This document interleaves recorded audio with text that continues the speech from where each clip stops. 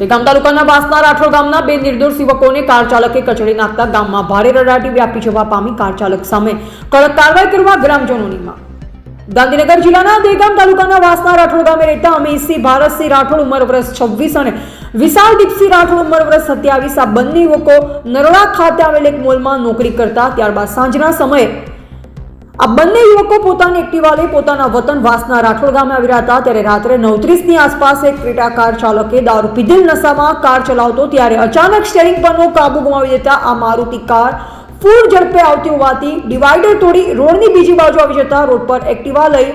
જઈ રહેલ બે નિર્દોષ યુવાનો મારુતિ કારના નીચે કચડાઈ જતા બંને યુવાનોના ઘટના સ્થળે કમકમાટી ભર્યા મોત થવા પામ્યા। અકસ્માત એટલો ગુજારો હતો કે ન પૂછો વાત। પ્રાપ્ત થતી માહિતી અનુસાર આ બંને યુવાનોની વાસના રાઠોડ ગામ ખાતે સ્મશાન યાત્રા નીકળતા હૃદયદ્રાવક દ્રશ્યો ઉભા થવા પામ્યા, જેની સમગ્ર ગામમાં શોકનો માતમ છવાઈ જવા પામ્યો। કારણ કે આવા નિર્દોષ વ્યક્તિનું અચાનક મોત થતા ત્યારે ઘરના સ્વજન પર શું આફત